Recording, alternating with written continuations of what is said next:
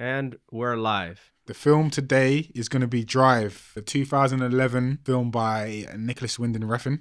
The film explores the driver. He's a mysterious figure whose job is, as he says in the film, I drive. You have a 5-minute window, not 1 second after, not 1 second before. The film explores this character. He's quite within himself. I tried to count the amount of times this guy actually speaks in the film. You know, he's very secluded. But then we see a different side to him that is brought out through Irene, his love interest, and Benicio, the son. Then we see an internal battle here of who he is and who he wants to be. With no further ado, let's talk about Drive. Nicolas Winding Refn started having quite a lot of success with Bronson and his Pusher series. Harrison Ford wanted to work with him. Nicolas Winding Refn, who's very much a European director with European sensibilities, just wasn't interested. And Harrison Ford gave him a script. And in the script, the only reason he said yes was because he could kill off Harrison Ford in front of an American public. And he thought, that's pretty punk rock. Yeah. And that's very much in line with Winding Refn aesthetic. So he goes to Los Angeles, and long story short, it's the typical Hollywood story. A lot of promises made that go to dust. And, well, he really fucking fell in like a mini depression. And just about that time, when he understood that the film wasn't going to be greenlit, Harrison tells him, listen, there's this young cat who really wants to see you. And that was Ryan Gosling. Yeah. Ryan Gosling had been meaning to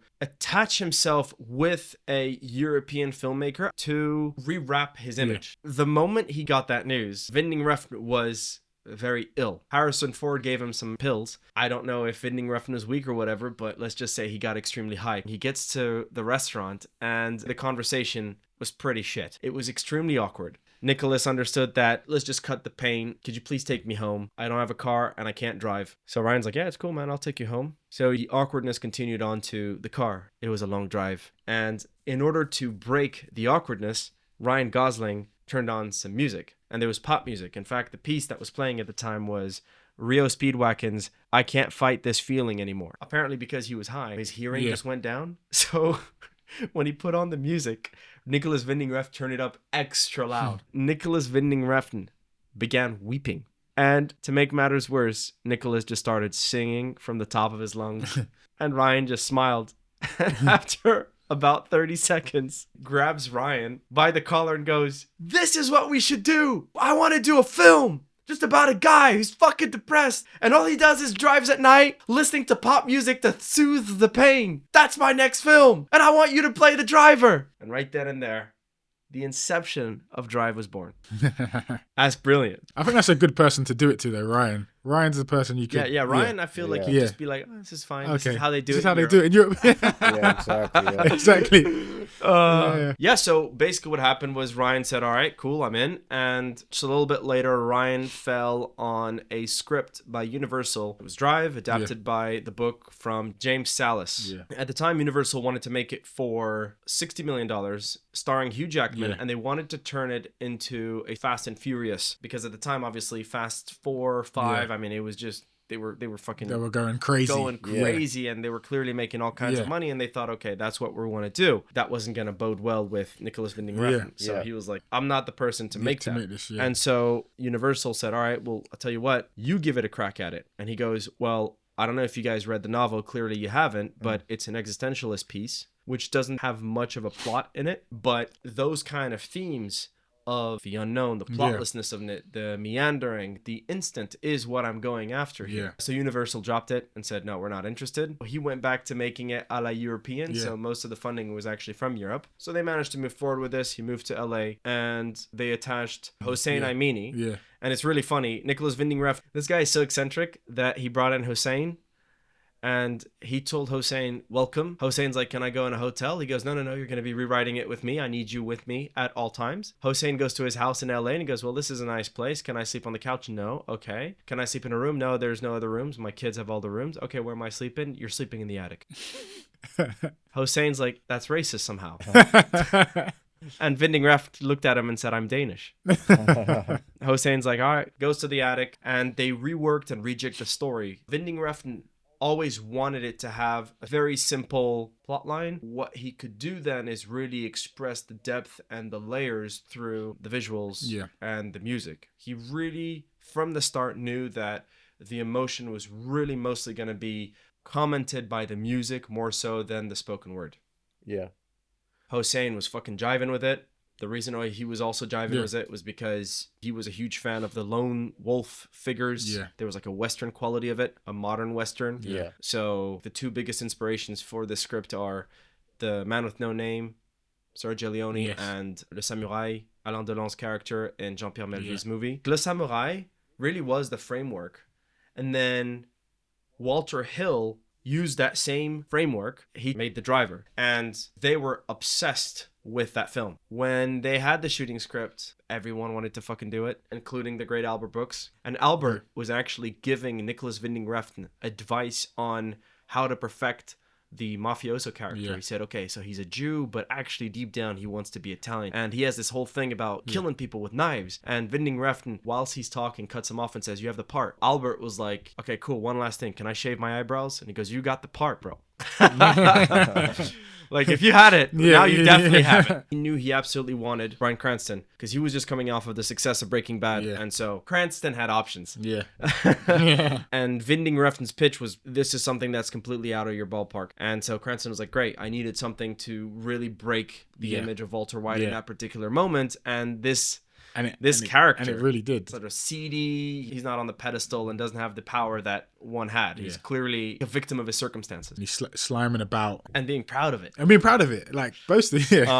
So Cranston said yes. He said that for Christina Hendricks' character, he was interviewing every single porn star there was. He didn't want an actress. In the end, Christina Hendricks just came off and he was like, hey, you're cool. All right, you got the part. The number one part that he was really struggling to hire was Carey Mulligan's character, Irene.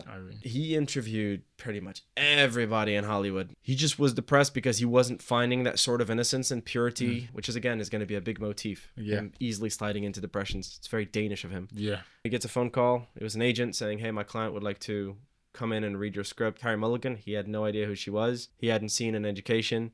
And he said the biggest light bulb moment, just seeing her walk up the walkway. And before she shook his hand, he went, you got the part.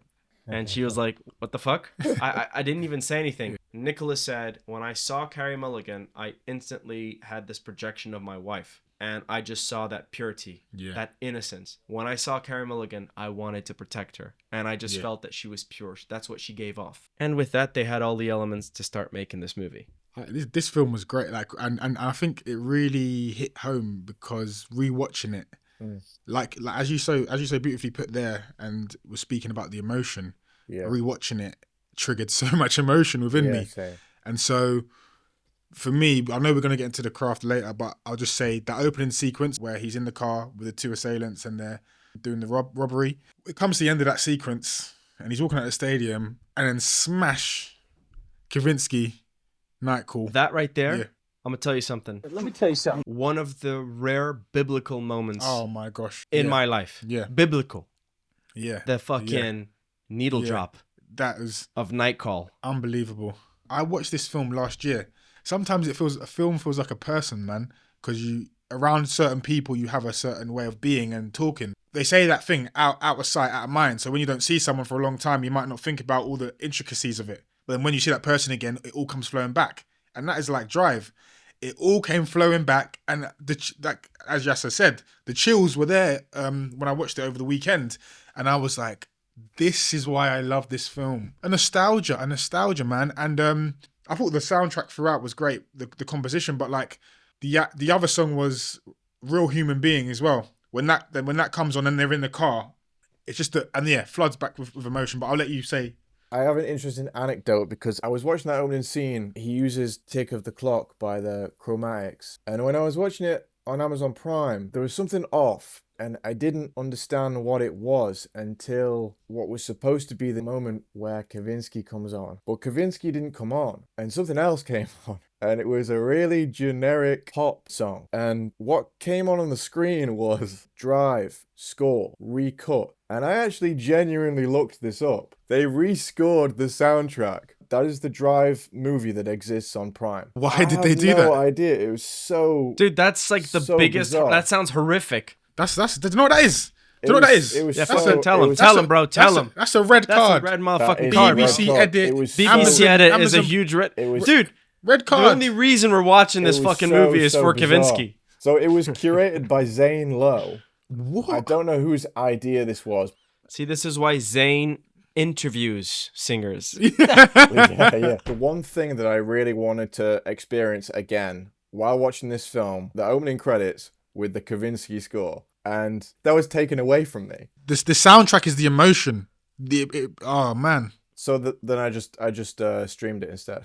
Rightly so. I remember watching this film and it completely subverted my expectations. The trailer was very American, highly commercial, and really highlighted the action beats of the film, of which there are 3, 2 heists and the car murder at the end. So in my head, I thought I was going to see a proper action flick, and then you look at the script and the truth of the matter is that it's existential. The protagonist doesn't have an external want. You start off and this guy's got no name. We don't know much about him. We don't know anything about his family, what he's gone through. He doesn't have a particular drive, which is the irony of the situation. It just so happens that he chose to drive cars because it's just his thing. He knows that he's being fleeced by Shannon's character, but he accepts it. Already there is a philosophical comment. What does it mean to have a little bit more money? Why do I want more money, and why would I even use it? Because when you look at his lifestyle, this dude is highly minimalist. So even in the way that he lives and leads his life, we already are starting out with a stoic character who's very much aware of the meaninglessness of life. It's in this Irene character that he's starting to find meaning, which is this emotion, and it's so beautiful that Universal managed to bypass all that existential European shit. The script manages to weave its themes absolutely wonderfully. Its setup and payoffs are pretty incredible, like a man's nature getting the better of him. We are introduced with this unbelievable piece of clothing, which is the satin coat, which has this universally adored scorpion. Even that has the most unbelievable payoff when he calls Albert Brooks's character and says, do you know the story of the scorpion and the frog? And for those who don't know, it's like a tale about a scorpion who wants to cross the river, so he asks the frog if he can be on his back and the frog can swim to the other side. The frog says, no, I'm afraid. Scorpion asks why. He says, if I'm going to be swimming with you on my back, you're going to sting me and I'm going to die. Scorpion says, why are you worrying? Because if I sting you and you die, I'm also going to die and drown. So the frog goes, all right, gets the scorpion on his back. He crosses the river. Midway through the river, Scorpion stings the frog. And as they're both drowning, the frog asks the scorpion, why did you do that? And he says, it's in my nature. And that perfectly sums up the driver's character, Ryan Gosling's character. That's it. Basically, Hossein set out to do a genre movie, but he also subdued it with a lot of poetry and a lot of nuance, which made for a really lovely viewing. I mean, there's just so many things that were on the script that I just never really caught. Like when Carey Mulligan's character tells Ryan Gosling that her husband is coming back home and leaving prison, they instantly stop at a red light. And that red light obviously symbolizes where they're at in their relationship at the time. That's it. That's the end of it. I will say that on paper, it's a well-crafted script, but there is no ounce of you that tells you this is going to be a cult-like movie. It still remains a lightweight gangster movie. It doesn't have the operatic element of, say, The Godfather for a gangster film. And it doesn't have the memorable golden scenes that's already on the page of, say, Goodfellas. You're just funny. It's... You know, the way you tell the story and everything. Funny how? And yet, it struck a chord. And that is all kudos to Nicolas Winding Refn. Now we're about to talk about what we mean by highly stylized. Holy mackerel. Did he take it to a whole other level when it comes to directing and when it comes to, I believe, sound design. As much as I love Hugo and as much as I love Scorsese, I truly believe that the Oscar was meant to go to Drive 100%. That year and not to Hugo. I agree. Because if there's one of the seldom films where you're actually so conscious of the power of the sound design and obviously the score, it is Drive. I believe that Nicolas Winding Refn succeeded because he knew that we wouldn't memorize this for the spoken word, but for the emotions brought forth by the music. If I were to tell you just right now, name me one line from The Godfather, you'd go, I'm going to make him an offer he can't refuse. Or, you come to me on the day of my daughter's wedding. Exactly. You know, I believe in America. I mean, I can go on and on so and on many. and on and on. Right? But then if I tell you Drive, real human being, Nightcall, Kavinsky. This guy really managed to put music on the same level as the spoken word. The alchemy, to me, it's magic. The opening sequences are establishing shots of Los Angeles, some moody shots inside the car of Ryan Gosling brooding and driving around Los Angeles. But for some reason, he managed to find the perfect track And when that thing drops, it's the most powerful needle drop to picture matchup ever. No pun intended, but he had us under his spell.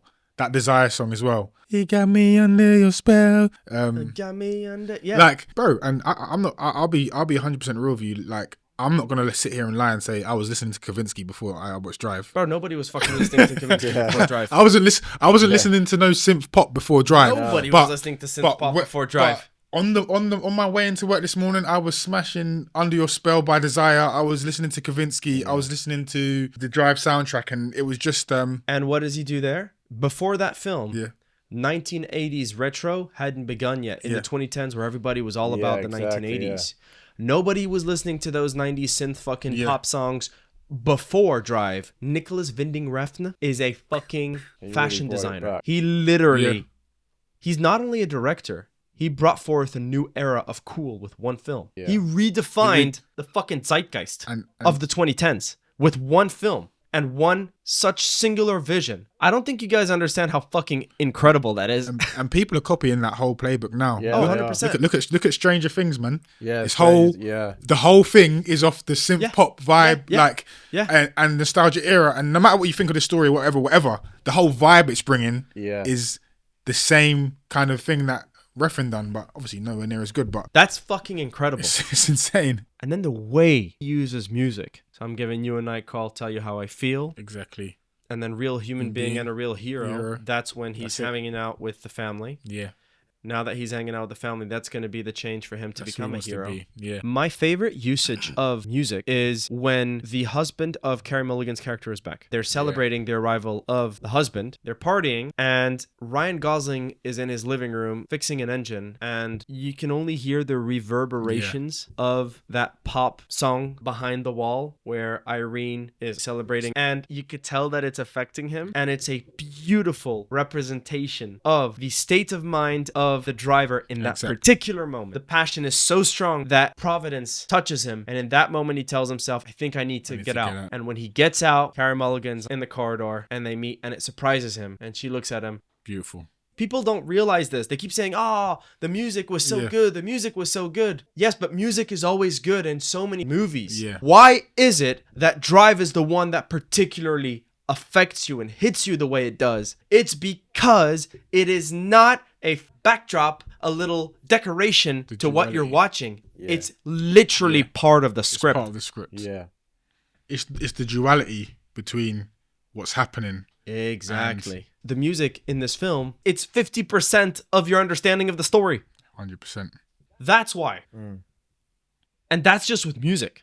A third part. This is what most people mean when they talk about style with regards to Winding Refn. It's his cinematography.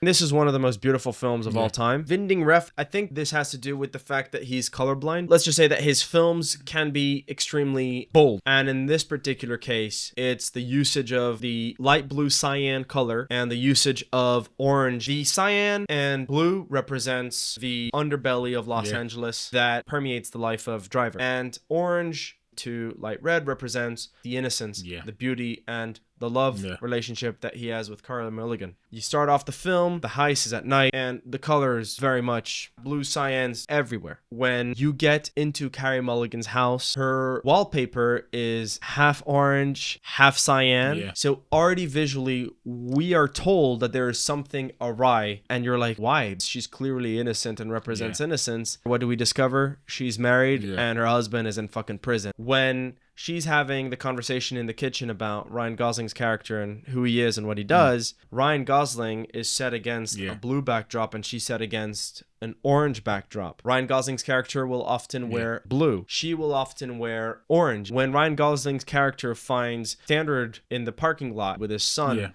at the end of the frame, they're surrounded by dark blue. Now the kid who was bared witness to the actual truth of his father is also tainted. When they have their moment of pure bliss, the driving, the color is all orange. Now suddenly we're bathing in orange, and also with Carey Mulligan's character and the sun, there's like a soft light. Yeah. It's almost soft. It's almost out of focus for how warmth and cozy the image is. End of the day, after they hung out, he's sitting by the window and she comes to just come and talk to him. Yeah. And there is a line that divides them. The blue hue from the night is clearly hitting him. Yeah. And from Carey Mulligan's character in her apartment, she's getting that orange hue. And there is another one where she's sleeping and Ryan Gosling is looking after her. There's like a orange hue hitting her body as she sleeps. And we have this silhouette of Ryan Gosling's character by the doorway. His backlight is blue. Yeah. It's almost as if this film is just shot in two colors. So obviously night is linked with the character of Ryan Gosling, but the sun is linked with the character of Carey Mulligan. When Carey Mulligan comes to visit Ryan Gosling's character in the garage, there is a sun just on top of Carey Mulligan. The sun is again repeated when they're having a great time together. Yeah. And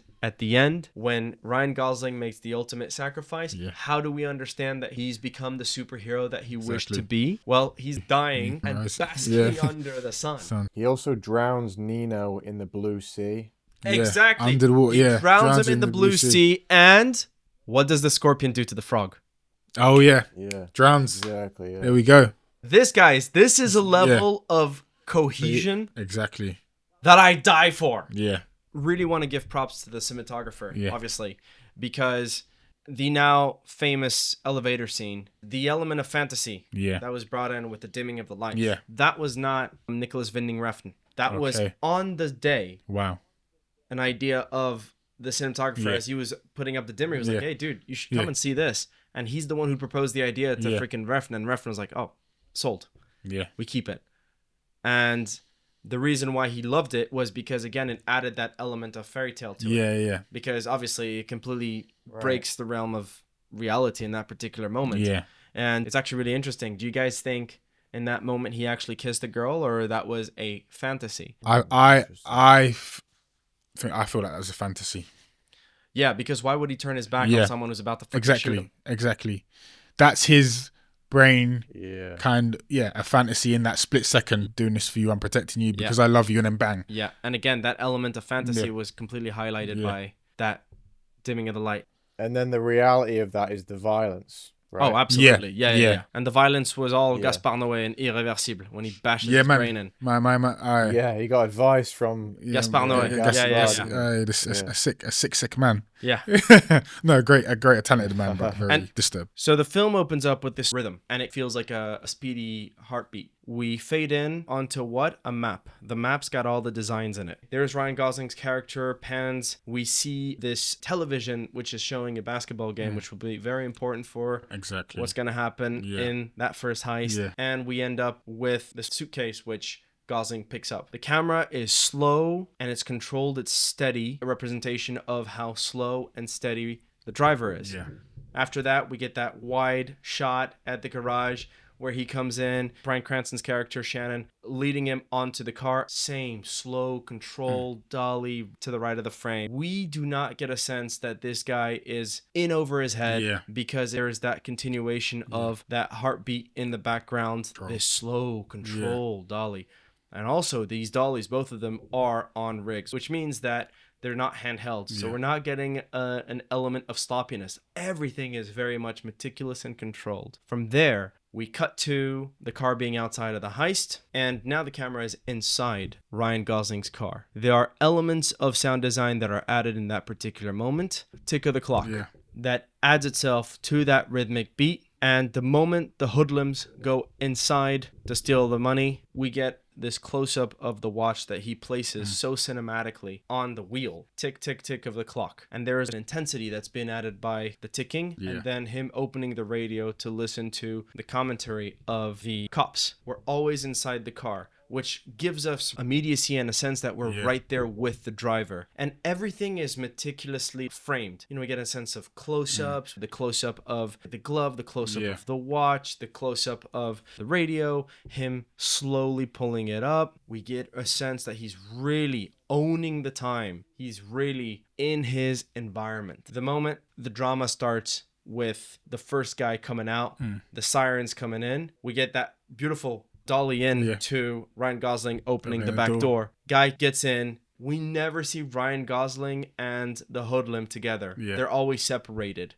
Why? Because these guys are sloppy, but Ryan is a motherfucking pro. We have the added element in the sound design of the door that's not being closed, in addition to the ticking, in addition to ticking of the clock of that chromatic, in addition to that heartbeat. Now suddenly we're getting a gradual crescendo, and at this point we hear from the radio that there is recognition of the Pale Impala and that they're 2 minutes away. So now we're really building up on the tension. Now suddenly we hear the sirens coming in. A dude comes out, finally, the second guy, boom, hit the gas. He goes off. Whilst he goes off, the ticking clock is out, and now it's just him. When they're running and they're trying to hide away from the cop, they see the cop in that perpendicular road, goes to the back. We get a couple of POV shots from the rear end of the car. And when he shuts off the motor, all of those sound designs that I mentioned also go down in order to really heighten that sense of, is he going to be seen or is he not going to be seen? And we're really being put inside that car and feeling that kind of tension by reducing the sound design. What I also love about this entire getaway is that we're always in the car. We never leave the car. It's really making me understand like the emotional truth that these guys are going through right now, and really making me feel the heart palpitations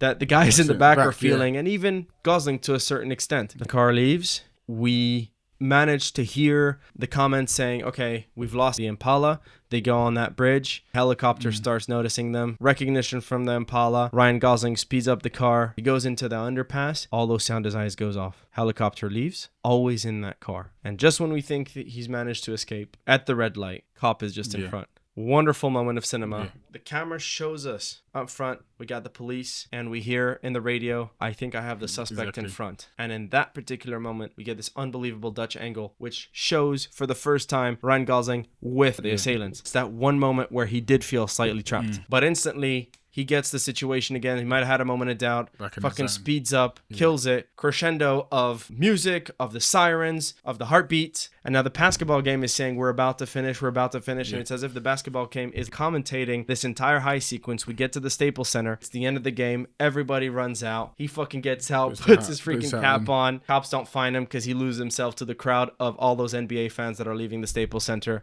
End of the first sequence. Roger Ebert said, you don't need $1 million to make a fascinating car sequence, because what we have right now is not pure cinema. It's just displays of technology, and that would be your Fast 8s with your 10,000 car chases, right? But in that particular film, we were right there sitting shotgun next to our lead. That's the first scene. How do I see if you're a fluke or if there's also cohesion as far as your mise-en-scène is concerned? Let's see if the guy actually has an eye, a Spielbergian eye for mise-en-scène. And he goes, well, allow me to introduce heist number 2. Heist number 2 is during the day. Now, as we both know, my man's zone of comfort is during the night. So already being in the day, we get a sense of something's going to be off. We start off with that wide that I really love. You got the Mustang on the right side of the frame. You have Christina Hendricks standing back to the punch up. And it's an empty parking lot. And instantly, instead of having a single the way we've had this entire time, we get a mid close-up from shoulder level and a 2-shot. And the husband is in the front row seat, not in the back. Thirdly, he's already taken his watch out, and his watch is already on the steering wheel. And because the watch and the steering wheel is shown in a wide shot, it takes away all the pizzazz that the watch had in a close-up. And when he taps that watch and says, I'll see you in 5 minutes, the watch is almost like a joke at that moment. The dude turns around and says, all right, I'll see you in 4. He gets off. Now we get this tracking shot. Now the tracking shot is divided into 2. I really like this tracking shot. The first tracking shot just follows him going from the car to Christina Hendricks' level. And if you look, the backdrop of his character is just an empty parking lot. So you'd think, why is he giving so much real estate in the frame to that emptiness? It continues. We see a sign that says pawn shop. Okay, that gives us and it confirms, because before we didn't know it was a pawn shop. Now we definitely know it's a pawn shop. And then a little detail, which is my personal favorite of this entire sequence, which also shows how good Oscar Isaac is of a character. Christina Hendricks goes first, and then what he does is he walks in, there is a sign that shows open, and he turns it and flips it, goes closed. I love that bit as well. Remember how before I said most of the action was set inside the car, which is how us visually we're like, okay, he's in control. Well, now the framing is outside the car. And do you remember how I told you before the ticking of the clock symbolized that he maintained and he owned those 5 minutes? Well, in this time, we actually cannot hear the ticking of the clock, and we hear a train passing and a train honking, almost as a sort of alert. Something's off. And what is off? Well, we get it instantly. A car comes in. Car comes in and parks in that empty spot that Vending Refn had inadvertently presented by showing all that empty space. Car stands there. Okay, now clearly something's off. Hendrix comes out. We still get that camera going in. It's a staple when he opens the back door. But what's different? She gets in, and instead of separating both Hendrix and Gosling, both are sharing the same frame from outside the car. Now, every single one of the cardinal rules that shows that the man is in control have been burnt. Now it's just a matter of time before chaos. Oscar Isaac comes out, and what happens? He gets shot. And when he gets shot, the reaction of Christina Hendricks, which lasts a couple of frames, is handheld. That's the first handheld shot. And secondly, Ryan Gosling gets out of the fucking car. And instantly, he comes to the realization of what the fuck was I doing? And he gets back in the car, and that's when all the sound design. There was no music. There was nothing, no commentary. I felt that through the creative choice, and there was a complete cohesion with the rules that you set out in the first heist that were burnt in the second that led to tragedy. Nicolas Winding Refn, ladies and gentlemen. That right there, ladies and gentlemen, is phenomenal directing. That right there is a sign of a master, and that right there is why I forgive. Only God forgives. No regrets about Only God Forgives. I think it's a masterpiece, and it is. Is there a doctor in the house? Put Neon Demon in there as well, man. Neon Demon. I highly invite people to go watch Tony Zhu's video, Every Frame of Painting, on the Quadrant System for Drive. He'll explain it much better than me, and I think it's just absolutely fantastic. But the thesis of the subject is that you got your frame, and you have a quadrant system where you divide your frame into 4 different areas. And what he says is one of the great things about Nicolas Winding Refn is that he's using those 4 systems playfully to make that frame come to life all the more. So for example, you can have the top 2 quadrants where we have characters looking at each other and they might be saying one thing like, hey, how are you? I'm good. How are you? And then the bottom 2 quadrants are telling another story. So for example, one of the girls might be itching herself. The guy might be stroking his knuckles or something, which clearly tells you, oh, there's clearly more to just this casual conversation. And it's good for us as viewers because we're getting all of the subtext through the bottom half of the frame. And it makes the frame really come to life. It pops it to life. Another one, which is left to right. So that's something that you could definitely use when it comes to shooting in scope because the film is shot in scope. Well, obviously, you have a lot more room to play with the left side of the frame and the right side of the frame. And it's really heightened by one of the sequences where Carey Mulligan's character is coming out of the lift first and then he's coming out. And obviously, there is Carey Mulligan and following her going to her flat and then him going to his flat. And his reactions on the left compared to hers on the right, it's not like a one frame, one beat kind of thing. That's Christopher Nolan's specialty. One of my favorite shots when Mulligan is speaking to Driver in the kitchen and we're on Mulligan and the usage of the window in that particular case. You have the silhouette of Ryan Gosling on the window. In that window, there's a little photo with Standard and his son. And that tells you 2 things. A, Ryan Gosling is a shadow on that family. And B, that the husband is between Ryan Gosling and Carey Mulligan. And then, of course, the scene where he comes out because the music was calling for him and Standard comes and physically stands between the 2. And then he goes off and he's the one now casting a shadow on the relationship between Carey and Ryan Gosling. Was there any closing statements to this? Go see Drive if you ain't seen Drive, man. And don't do what Rory did and watch the bastardized, blasphemous version. BBC Cut 1. Oh la la. I can't wait to pitch BBC my film. You know? And they'll be like, it's a great story. However, yeah. All right, guys. Fantastic. See you next time.